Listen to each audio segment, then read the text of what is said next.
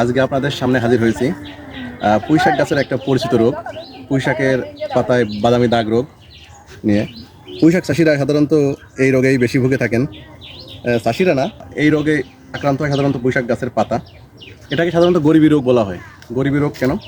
সাধারণ ক্ষেত্রে পানির অভাব এবং পটাশ সারের ঘাটতি হলে এবং ছত্রাকজনিত রোগে এই রোগটা হয়ে থাকে। এই পুঁইশাকের এই বাদামি দাগ রোগ যদি হয়, তাহলে পুঁইশাকের বাজার মূল্য খুবই কমে যায়, কৃষকরা হতাশ হয়ে পড়েন এবং এটা দমন খুবই সহজ একটা উপায়। যদি পানির ঘাটতি হয়, সেক্ষেত্রে আমাদের একটু পানি সেচ দিতে হবে এবং আমাদের কি করতে হবে, বাজারে ম্যানকোজেব অথবা মেটালেক্সিন অথবা সব থেকে ভালো হয় ম্যানকোজেবের সাথে ডাইমেথোমর গ্রুপের যে ছত্রাকনাশক, যেমন অ্যাক্রোবেট এমজেড, এটা হচ্ছে চমৎকার কাজ করে।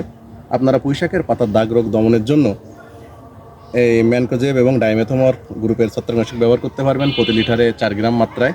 তাহলে আপনাদের ক্ষেত থাকবে সুন্দর ঝকঝকে এবং পাতা থাকবে সবুজ, তাতে থাকবে কৃষকের মুখে হাসি। ধন্যবাদ।